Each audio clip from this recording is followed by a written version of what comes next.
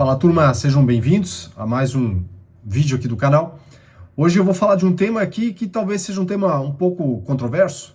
A ideia aqui de reciclar mais o portfólio, a carteira dos fundos imobiliários. Então você tem lá 15, 20 fundos imobiliários e tem alguns fundos ali com desconto, vender uma parte de um fundo que de repente atingiu um preço no VP do fundo para comprar outro mais descontado. E para ter um ganho de capital ali, faz sentido esse tipo de movimentação na carteira? Até pode fazer, para algumas pessoas. Para outras, eu acredito que não faça sentido, né? E eu quero trazer um exemplo bem prático aqui, para mostrar como eu entendo essa questão de movimentação. Eu vejo assim, né? Fundos imobiliários, eles foram feitos para carregar. Você compra bons fundos imobiliários, e você vai investindo numa carteira ali para aposentadoria, para geração de renda passiva, ponto final. E não para ficar tendo ganhos de capital. Você pode, de repente, ter ali dentro da sua carteira uns 2, 3 fundos imobiliários para fazer esse tipo de movimentação? Pode. Aí vai da estratégia de cada um. Entretanto, eu gosto de lembrar de que muitos brasileiros que estão investindo em fundos imobiliários, eles possuem aportes menores, aportes de 100, aportes de 300, aportes de 500 reais por mês.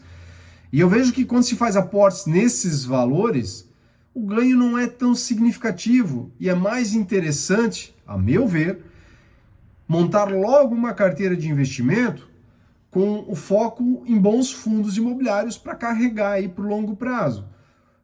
Por longo prazo, estamos falando para o resto da vida? Depende. Vai depender do fundo imobiliário, vai depender da gestão, vai depender se ele faz mudanças significativas e positivas ou se ele faz mudanças significativas e negativas ao longo de 15, 20 anos. O acompanhamento é essencial. Não dá para eu comprar um fundo imobiliário aqui e pronto, simplesmente eu vou comprar porque é renda passiva, é o que importa, a renda caindo todo mês. Não, também não é assim. Mas vou pensar aqui naquela questão de, como eu falei no início do vídeo, de comprar cotas de fundo imobiliário, comprei, elas atingiram um preço e agora eu tenho outros fundos com desconto, como a gente está vendo agora, tem muito fundo aí de papel, de tijolo descontados. Então eu vou me desfazer de uma posição total ou até parcial aqui da minha carteira de um fundo para comprar outro mais descontado para ter um ganho de capital. Será que isso aí funciona? Vamos lá, olha só, fiz um rascunho aqui e eu vou colar esse rascunho aqui. O investidor ele tem aqui 2 fundos imobiliários, certo? Obviamente tem mais a carteira, mas vou utilizar como base 2 fundos imobiliários. Um fundo de base 100, onde ele tem 50 cotas, então ele tem lá um patrimônio de 5 mil reais investidos, e outro fundo de base 10, onde ele tem 300 cotas, então ele tem 3 mil reais investidos. 8 mil reais nesses 2 fundos investidos. Então vamos imaginar que ambos nesse momento estão exatamente no preço que ele comprou. Ele não está tendo prejuízo e não está tendo ganho de capital. Então ele viu aqui, poxa, encostou aqui, eu não tenho prejuízo e eu estou enxergando uma oportunidade aqui embaixo de comprar um outro fundo imobiliário descontado. E aí a gente faz o seguinte, o valor dos aportes desse investidor é de 300 reais por mês. Eu vou deixar um pouquinho agora os aportes de lado e vou focar aqui então no resto do raciocínio.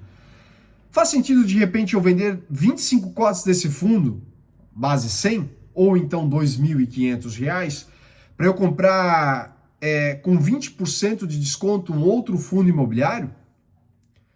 Lembrando que aqui eu estou falando de um fundo de papel. Eu vendi um fundo de papel, onde eu tinha 5 mil, vendi 50% da posição dele, então R$ 2.500, sem pagar nenhum imposto, ele estava junto no preço, então eu não estava tendo prejuízo, nem lucro. E eu vou comprar agora um fundo de papel que tem desconto. Só que sempre lembrando, fundo de papel, a valorização dele ela é limitada. Não é um fundo de tijolo que pode subir muito mais. Jader, mas lá em 19, 20, a gente viu um RDM, HCTR e vários outros custando 150, 130.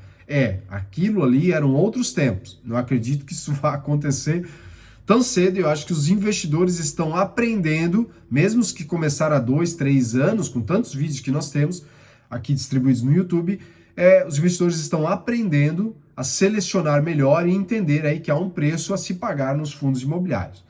Então tá, você vende as 25 cotas, não paga imposto porque não teve lucro nem prejuízo. Aplica R$ 2.500 num fundo com desconto de 20%. Passam-se 2 meses e esse fundo ele se valoriza 25%. Agora o investidor ele tem R$ 3.125 nesse fundo, ou um ganho ali de R$ 625. Ganho em partes, porque para ter ganho tem que vender, né? Mas para de fato ver o lucro no bolso, vai precisar aí vender, né? Parcial ou total os R$ 2.500. Então vamos dizer que você, o investidor que está fazendo, seguindo essa estratégia, ele decide vender aqui 25 cotas. As 25 que ele comprou. Então, sobre o seu lucro, ou seja, sobre aqueles 625, agora você tem que pagar um imposto de 20%. Dessa forma, vai embora ali do seu bolso R$ 125. Isso considerando que você não tem prejuízo para abater. Estou trazendo um exemplo simplório de alguém que começou e está seguindo esse tipo de estratégia. E você tem R$ 125 de imposto a pagar. Então, você aqui tem R$ 500 no bolso. Então, você entrou com 2.500, se desfez da tua posição lá em cima sem lucro, sem prejuízo, trouxe para um outro fundo, agora você tem um lucro aqui de 25%, você botou R$ 500. Então, você entrou com 2.500, você está saindo com 3, você desfez a posição inteira, você sai com R$ 3.000.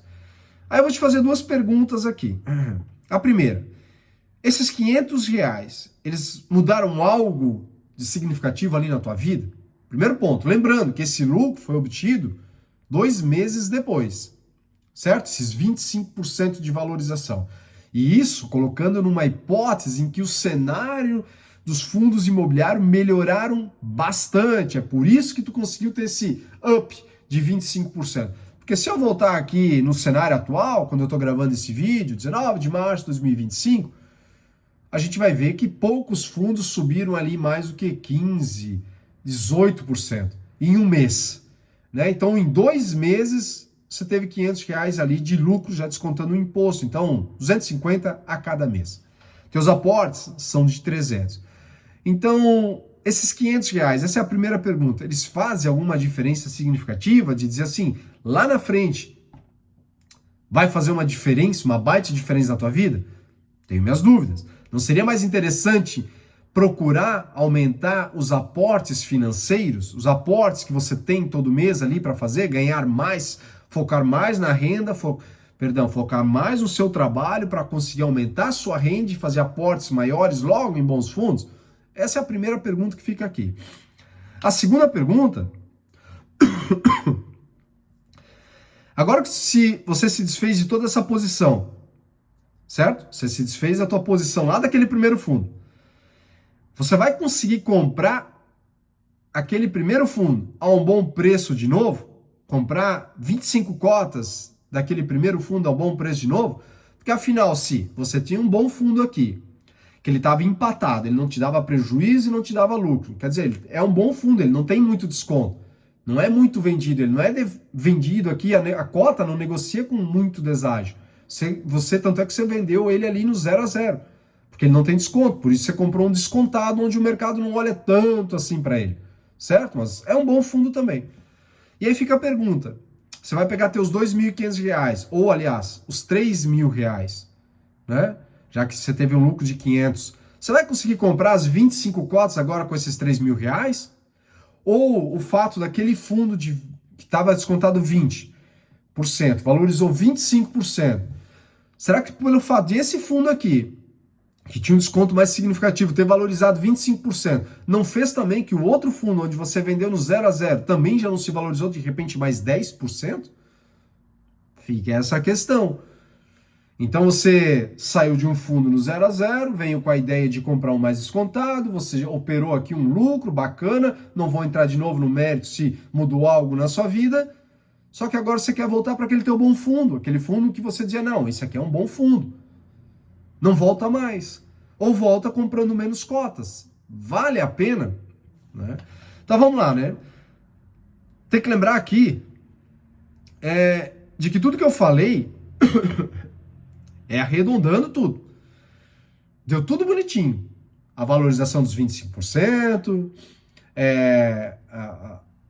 o ganho de capital ali certinho, você não teve não teve que pagar um novo imposto naquele primeiro fundo.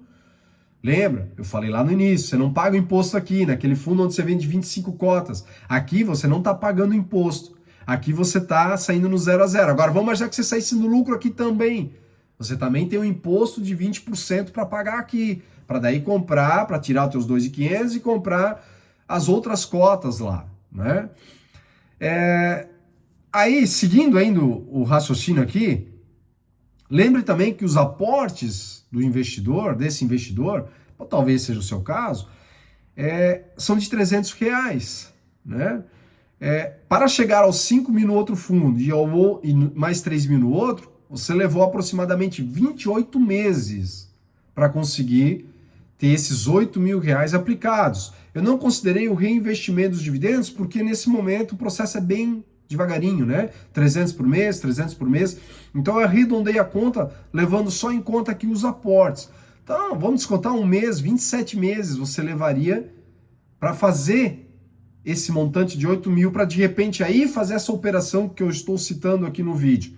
E aí fica a pergunta, vale a pena fazer isso? Considerando o que eu falei até aqui, considerando que o fundo ele pode subir, o primeiro lá ele pode subir muito mais, se o outro subiu 25, estava mais descontado, ele subiu muito mais. Vou dar um exemplo aqui, vi no 11, eu vejo analistas falando que é um fundo que está bem descontado, e tá, né? 50% de desconto sobre o VP hoje. Aí você olha para um BRCO, eu nem sei como é que tá o BRCO aqui, deixa eu abrir o BRCO e só ver o desconto aqui. Aí você tem no BRCO um desconto de 11%. Você tem Vino com 50%. Teus aportes são de 300. Quer dizer, com o BRCO você vai comprar 2 cotas e alguma coisinha. Com o Vino lá, R$5, você vai comprar algumas cotas.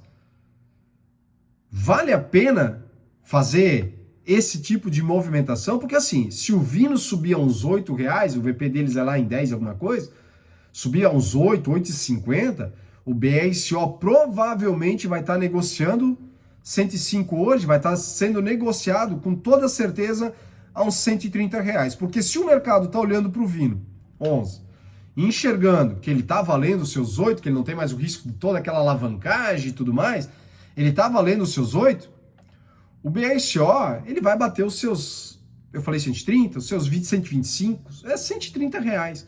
E aí fica a pergunta, onde você compra de novo o BRCO com esse desconto?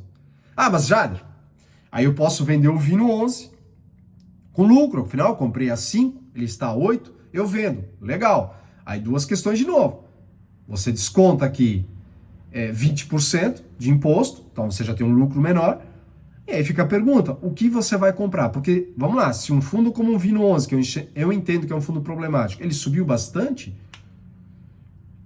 os outros fundos subiram muito mais. Um HGLG subiu mais, um BTLG subiu mais, o XPML subiu mais, e assim vai. O mesmo vale para os fundos de papéis. Nós temos fundos ali muito colados ao VP. Pega o KNSC, um fundo hoje de papel, redondinho ali, ele está ali com um certo ágio sendo negociado, pelo menos estava ontem. Quando eu gravei, ontem, né? Hoje é 19 de março, né? Ontem, 18 de março, estava ontem. Aí tu pega outros fundos de papéis que estão mais descontados, mas sempre vem aquela questão, por que está descontado? Tem que olhar o que está por trás lá daquela papelada, daquele risco que aquele fundo de papel carrega, né? Então assim, o que eu vejo aqui? Esse tipo de operação que eu falei aqui, ele faz sentido para quem, né? Eu separei aqui para 2 tipos de perfis de pessoas. Aquelas que ficam o dia inteiro operando na frente do computador. Então se você não trabalha fora, se você vive de repente com teus pais, você não tem filhos, não tem família, e você faz até aportes pequenos, R$500, R$700, você tem esses R$8.000 já investidos, R$10.000, você consegue ter esse lucro que eu te falei, e você fica ali vivendo disso. Pelo menos você está com 18, 20 anos, 21 anos, como eu disse, não trabalha fora, talvez vai fazer sentido. Você vai enriquecer desse jeito? Não vai. Não vai mesmo, desculpa te falar isso aqui, você não vai enriquecer, tá? Ou então qualquer outro perfil aqui de pessoas, de investidores, que isso aqui pode fazer sentido. Para quem faz aporte significativo. 10 mil para cima. Você faz aporte de 10 mil, 20 mil, 30 mil reais. Aí, veja, estamos falando de um ganho ao invés de R$500, você talvez vai ter um ganho de 5 mil reais em 2 meses. Aí faz sentido. Aí pode fazer sentido desde que você também possa monitorar essas altas e baixas. Senão também não vai fazer sentido. Você é um grande empresário, assiste os vídeos no YouTube, ou trabalha numa grande empresa, assiste os vídeos no YouTube nos finais de semana ou à noite quando dá um tempinho. Você tem família, filho, e aí à noite você deu de cara aqui com o meu vídeo, ou com outros vídeos. Vai fazer sentido essa operação se você acompanhar o mercado? Sim, porque afinal, não adianta só eu abrir uma tela aqui de um desses sites que a gente acompanha, algumas coisas. Ah, vamos ver como é que está descontado aqui o VP aqui, ó, o valor, o fundo A, fundo B, tá descontado aqui em 30%. Ah, vou comprar, tá aqui uma estratégia. Ah, casa de análise, eu vou assinar 2, 3 casas de análise. Eles estão falando que esse fundo aqui tem chances de evoluir bastante. Então eu vou comprar. Olha, eu escutava a evolução do BRCR, do HGRE, do JSRE. Eu escutei bastante sobre a evolução desses fundos lá em 2020, 2021 e continuo escutando. Lajes estão descontadas, lajes estão descontadas. O segmento de lajes, para mim, é bem ruim. Ponto final. Ah, mas o PVBI11 provou isso agora, que ele vendeu duas partezinhas lá, as duas salas que ele tinha, não lembro agora em qual ativo que era, vendeu com lucro acima do que está sendo negociado, acima do que foi avaliado. Pô, legal. Mas isso não reflete para o cotista. Isso não traz reflexos para o cotista. Tanto é que a cota ficou estacionada. Ela não subiu por causa dessa valorização. Ah, perdão, por causa dessa venda. E eu entendo o movimento da gestão. Ela quis mostrar, ó, o mercado está irracional com a nossa cota. Isso aqui não faz sentido negociar desse jeito. Nós temos edifícios aqui, poxa, que valem muito mais. Eu concordo com todo esse racional. Só que tem que entender que o investidor de fundo imobiliário, a pessoa física, aquele que quer uma carteira pensando no longo prazo e pensando numa aposentadoria, num complemento de renda, ele quer o quê? Ele quer fundos que tragam renda crescente. Então a gente olha para o Core 11, se eu não me engano, foi ontem até que eu olhei, deixa eu até confirmar aqui, outro fundo, desculpa, outro fundo aqui de Lajes, a gente olha o preço pedido lá, eles trouxeram no relatório, o preço pedido do... Deixa eu abrir o relatório aqui, só para ver se é nesse último relatório que eu vi isso. O preço pedido da média das lajes, né? Se eu não me engano, estava lá no relatório deles. Deixa eu ver rapidinho aqui. Vamos ver aqui. Evolução por preço pedido de locação. 236 edifícios estão na conta aqui, né? Ou 2.636.000 metros quadrados. Veja que de 2016 para 2024, queda, saiu de 95 para 69. No edifício Botafogo, que é um edifício deles, né, e agora falando do fundo aqui, Core 11, tá tendo uma diminuição da vacância. Pô, legal, positivo. Mas para fechar o negócio, eles diminuíram um pouco o valor do metro quadrado cobrado. Então eu vejo que o segmento de lajes, ele sofre. Veja, isso acontece com galpões? Acontece. Isso acontece, pode acontecer com todo segmento. Só que a gente precisa ver evoluções, a gente precisa ver os fundos evoluindo mais do que regredindo. A gente está pegando uma janela aqui, estou usando esse exemplo do Core aqui, que é desse resultado que eles trouxeram da evolução do preço pedido de locação de 238 edifícios, na média ali, houve uma queda. Estamos falando aqui de quase 10 anos, são 9 anos aqui. Então eu entendo que tem ciclos e ciclos, mas nesse meio ciclo a gente precisa ver o quê? Algo mais positivo que negativo, que a gente só está vendo negativo. Né? Então voltando, eu misturei o assunto aqui, mas as lajes eu vejo como problemáticas. Então assim, o edifício pode valer lá seus 300 milhões, 400, 500 milhões de reais. O que o cotista quer é ver o dividendo subindo mais, porque senão vai acontecer isso aí. PVBI 11, baita fundo de lajes, melhor, eu acho que portfólio, acredito que muita gente vai falar isso, melhor portfólio que nós temos ali do segmento, e segue apanhando bastante, segue com desconto significativo também, nem olhei o desconto que o PVBI 11 tem, mas por que também, né? Ele está lá com uma vacância significativa, uma vacância que vai sendo demorado, né, para conseguir reduzir, ó, tem um desconto aqui de 26% sobre o VP. E o fundo ele vai tendo dificuldades para alocar, e é uma coisa que lá no meu grupo fechado, eu falo isso também, né? A diferença da realocação de galpões logísticos para a realocação de lajes. E eu trouxe isso no ano passado num relatório comparando com o HGLG, BTLG, imóveis que foram desenvolvidos no HGLG, LVBI, que foram entregues recentemente e que já estavam ficando ocupados. O PVBI 11 teve um imóvel, baita imóvel, estrutura de primeira linha, entregue recentemente e está lá com uma vacância de 80% ou 90% naquele imóvel. Então a gente vê uma diferença absurda dos segmentos, né? Então assim, voltando à ideia aqui, esse tipo de estratégia, de fazer esse tipo de movimentação, eu não vejo que vai funcionar para 80% dos investidores. Ou você se encaixa naquele primeiro perfil, que você é muito novinho ainda não está trabalhando, faz um trabalho aqui extra, de casa mesmo, e você consegue acompanhar o mercado, e aí você quer operar desse jeito, tudo bem, não tenho nada contra. Ou então você é uma pessoa que consegue acompanhar o mercado, mas ganha muito bem, assina algumas casas de análises, e muitas vezes você pode, né, sempre tem um conflito de interesse aqui e ali, então você pode fazer movimentações que não serão tão interessantes, mas como eu disse no início do vídeo, você pode ter lá 1, 2 fundos imobiliários ali dentro, que podem ser aquela pimentinha, aquela movimentação diferente, que não é ficar carregando para o longo prazo. Agora, se você não se encaixa nesse perfil, eu sinceramente não entendo, eu entendo que você não deveria fazer esse tipo de movimentação, tá? Foque em escolher bons fundos de qualidade, tenha seus 12, 15 fundos imobiliários em carteira, foque daí se você não vai ter só fundos imobiliários em outros ativos também, compre ETFs, se você vai comprar ações, aí veja também as ações que você vai ter, mas se vai focar em fundos imobiliários, 12 a 15 eu vejo que está de bom tamanho, mas foque logo em fundos de qualidade, e aí vai comprando esses fundos de qualidade, tá? Pelo menos é o que eu entendo que deveria ser feito, tá? E para finalizar o vídeo aqui, fica o convite, de repente, se te interessar, se você quer investir em fundo imobiliário sem preocupação, eu tenho um grupo fechado lá no WhatsApp, onde eu faço o acompanhamento dos fundos imobiliários para os clientes. Todos os clientes ali dentro não precisam ficar lendo os relatórios dos fundos imobiliários, eu faço isso para os clientes. Então, se de repente isso é algo que te interessa, tem um link aqui para você poder me chamar com o meu contato. Você me chama ali, eu te explico mais se você quiser mais detalhes. Tem um valor de R$ 79,90, você paga mensalmente, não quer mais ficar no grupo, você sai, não precisa nem me avisar, tá?